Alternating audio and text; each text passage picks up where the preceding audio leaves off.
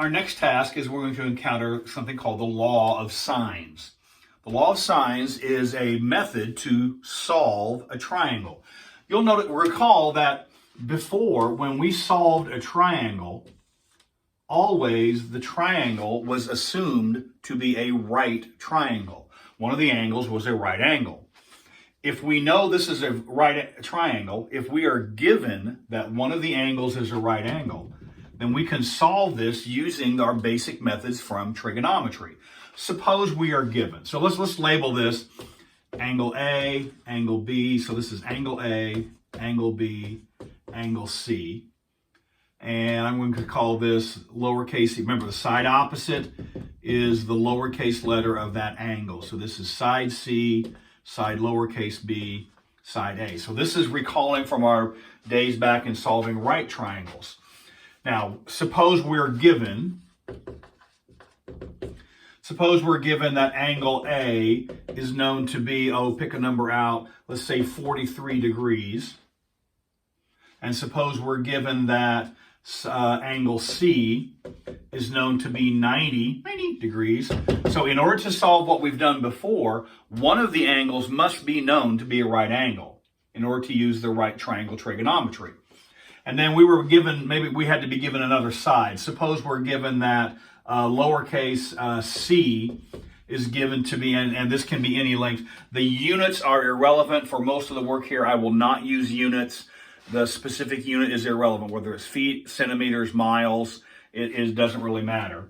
So suppose length C is given to be 55, then we can solve this triangle because we know that this side is given to be 55, right? So this is given to be 65. We're given this angle is known to be 43 degrees. And we're given this angle to be 90. So we can solve the triangle because we have an angle known, and we have, suppose we want to find, let's find side B, all right? So side B, so this is the side we want to find. This is the side we know. And so we choose, relative to angle 43 degrees, this is the adjacent side, this is the hypotenuse. We choose the side, or the trigonometric function that involves the adjacent side and the hypotenuse. Knowing SOHCAHTOA, right? We adjacent over hypotenuse. Is that sine? Sine is opposite over hypotenuse. Cosine is adjacent over hypotenuse. So we would use the cosine function. Cosine of 43 degrees is known to be adjacent over hypotenuse, which is to say cosine of 43 degrees is the adjacent side is unknown. The hypotenuse is known to be 55. Cross, multiply, set them equal, and solve. And we know how to solve those right triangles. The rest of this you know how to handle. We would cross multiply. B is equal to 55 times cosine of 43 degrees. And just for completeness sake, make sure I'm in degree mode here. So I'm taking sine of 30 degrees. Sine of 30 degrees is given, nope, that's not it. So I need to be in degree mode. Oops, I missed it. So I'm in degree mode now. And so if I want cosine of 43 times 55, that gives me 40.22. And so let's round that to one decimal, 40.2. And we could solve the rest of the triangle from there. Well, the new part that we're going to be dealing with now with the law of sines and something else called the law of cosines is, what if the triangle is not known to be a right angle? What if we do not have a right triangle? And so remember that we label the triangle similarly. So this is angle A, this is angle B, this is angle C. You can use any letters you want to pick. It doesn't really matter. But if this is angle A, we know that side A is opposite. Side little b is opposite angle b, and then here's side little c. And here's how I will make sure and distinguish. I will always write my little angle symbol. It's a little angle symbol from geometry to represent angle A or angle C, and that way there's no confusion as to whether I'm talking about the angle capital C or the side little c. Now, the law of code, so let's suppose we're given,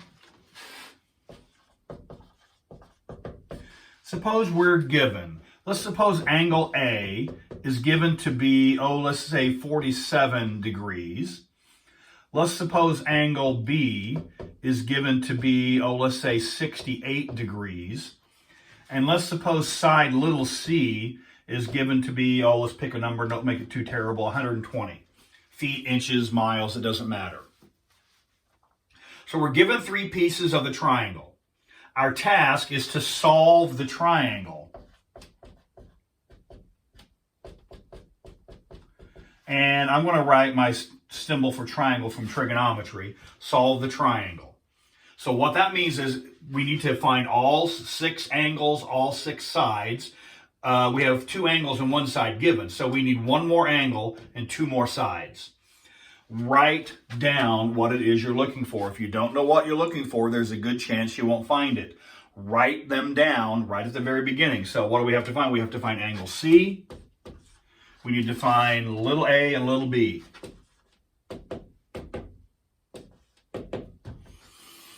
Since we're working with degrees, always use the degree symbol. All right?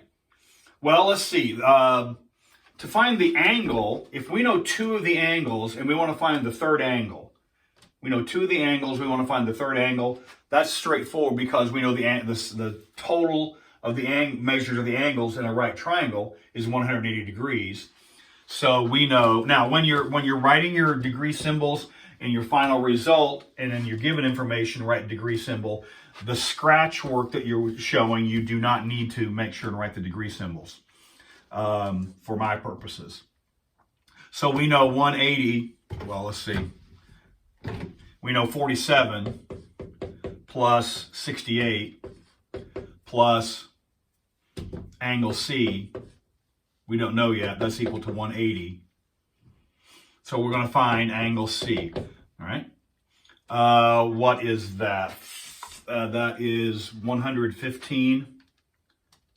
47 plus 68 is 115. Plus angle C is equal to 180. So angle C is 180 minus 115, which I'm guessing is going to be a number that's going to be 65 degrees. All right. So far, so good.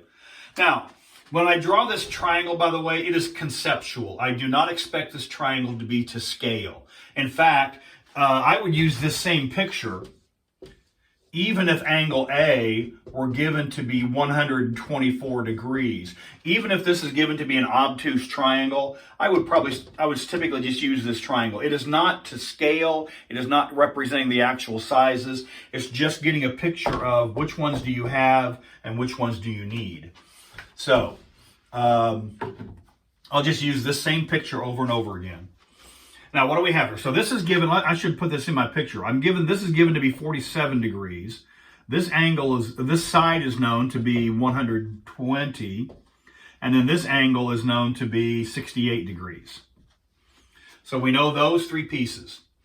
Whenever you're solving, if possible, do not use numbers that have been rounded. If it is possible, do not use numbers that have been rounded. Either use given information, or use numbers that have been derived from given information. But notice 65 did not get rounded. There's going to be some circumstances where there's nothing for it. You just need to use a value that has been rounded that you found already. But we're not there yet. So if possible, use numbers that have not been rounded. Now, what's left for us to do is to find these other 2 sides. And for that, we're going to need the law of sines. And here it is. The law of sines says this. In any triangle, I'll actually write it out here. In any triangle. That is in any triangle. This is not just Pythagoras that only works in right triangles. This is in any triangle. If I have A, B, C labeled with sides opposite, little a, little b, little c, then this is always true. Sine of angle A over little a is equal to sine of angle B over little b is equal to sine of angle C over little c. Those three ratios are always equal. This is the law of sines. In a later video, I'll go through a discussion. The textbook has a nice discussion as to why this is a true statement. It's not particularly difficult. But sine of angle A over little a is equal to sine of B over little b is equal to sine of C over little c. There actually are three statements here. There's one statement. Sine of A is equal to sine of A over A equals sine B over B. Here's another statement. Sine B over little b is equal to sine C over little c. And then here's the third statement. Sine of A over A is equal to sine C over C. So you may choose whichever one of those is advantageous for your particular problem. If we're going to use this version, what that would mean is we would need to know three of the values and then back solve to find the fourth. If we're going to use this, we would need to know three of the values and then back solve to find the fourth, and similarly here. So, sine of A over A is equal to sine B over B is equal to sine C over C. So now what we're going to do is we're going to find little a. So we need to use one of the versions of the law of sines that has little a. So the question is, do we know angle capital A? We do. Right? So we know angle A. We want to find little a. So we want to use sine of angle A over little a is equal to, so we know that, we don't know this. So we can use either, in this point, we can use either sine of B over little b, or we can use sine of C over little c. The question is which one, and you need to know, since we don't know, this is the one that's unknown, right? We're trying to find sine of little a. So what that means is we need to choose one or the other of these where either B is known or C is known. So what do we, look back to our triangle. What do we know in our triangle? We don't know B yet. We don't know B yet. And so if we chose this version, we would have unknown and unknown. We would have two unknowns. We can't solve that. But C is known. So we're not going to use this version. We're going to use this version because little a is already the one we're looking for. This one's not known, which means if we're going to use this version, it means angle A must be known. Yes. Angle C must be known. Well, it's not, but we found it. And notice this is not rounded. We have found angle C. So yes, we know this piece. Yes, we know that piece. And little c is given. Yes, we know that piece. This is the version of the law of sines we want to use. So you look at what you have given or known, and then you look at what it is you want to find. In this case, we're going to find little a. And then you choose the representation from the law of sines which matches those pieces. In this case, we're going to use sine of angle A over little a is equal to sine of angle C over little c. Write it down. Write it down. That way I know that you know what you're doing. And now plug in all the pieces. So we have sine of angle A is 47 degrees over little a is don't know yet is equal to sine angle C we just found here somewhere, 65 degrees. Over little c was given, it was given to be 120. And just like we do over and over and over in trigonometry, cross multiply, set them equal, and solve. Cross multiply, set them equal, and solve. So if you cross multiply this way, we get sine of 65 degrees times little a is equal to cross multiply this way. That's 120 times sine of 47 degrees. Divide both sides by sine 65. Do not compute yet. Do the algebra before you do the arithmetic. Do the algebra before you do the arithmetic.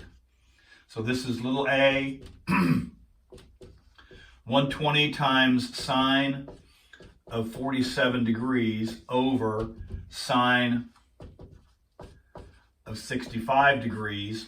And now do the arithmetic. So now reach for the calculator. Make sure you're in degree mode. I'm in degree mode. I'm in degree mode. There I am, clear. So I need 120 times sine of 47 degrees. And get that equals, and then divide that by sine of 65 degrees. And I have 96.835. 96.835, yada, yada, yada. We will always round to 1 decimal. I don't care what the textbook asks. I don't care what the solutions manual has. It doesn't matter. For our purposes, it is sufficient. Round this to 1 decimal. And remember, this is not an angle. This is a length. 96.8. And this is little a. If this had been given in inches, that would be inches. If this is given in centimeters, that's in centimeters. It's whatever unit this was given in. All right, so next is you got to find angle B, side B. And it's the same song, second stanza. Now we know this is 96.8. We have all sorts of values we can use. This one is known to be 65. But remember, if possible, don't use the rounded version. See, this has been rounded. If possible, don't use it. So we're going to avoid using this because little a has been rounded. So that means we're going to use the angle C, angle B version of the law of sines. So we're going to choose sine of B over B is equal to sine of C over C. And this is the rest of this is substitute and simplify. Sine of angle B is 68 degrees. Little b is what we're looking for. That's the unknown piece. Sine of angle C, we've done this before. That's sine of 65 degrees. And little c is 120. Cross multiply, set them equal, and solve. And so we get sine of 65 degrees times b is equal to 120 times sine of 68 degrees. Divide both sides by sine 65. So this implies 120 times sine of 68 degrees over sine 65. And let's see what that gives us here. Remember, do the algebra before you do the computation. Do the algebra before you do the arithmetic. So what do we have? We have 120 times sine of 68.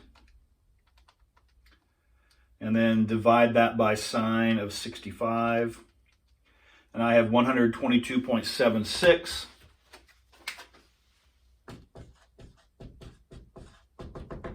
I'm going to round to 1 decimal, so I will use that. I will round that to B. So my value for B, we will use is 122.8. And put your answer all in one nice, neat location so everything can be found. So write down your given, write down what you're looking for, and then show the 3 pieces that we need to find. Angle C, side A, and side B. So that's the law of sines. We'll go through a few other examples in the next couple of videos. It's pretty straightforward. Most students, this is not a big issue for them. Make sure that you choose the appropriate version. Remember, there are 3 versions. You have sine A over A, sine B over B, and sine C over C. And you choose the appropriate version. If possible, do not use values that have been rounded. And if you do that, you should not have too much of a hassle. Most students, they do two or three examples of this, and the law of sines falls pretty easily within most students' skill set. So that's our first brush through with law of sines. The next couple of videos, we'll just do a few more examples of that.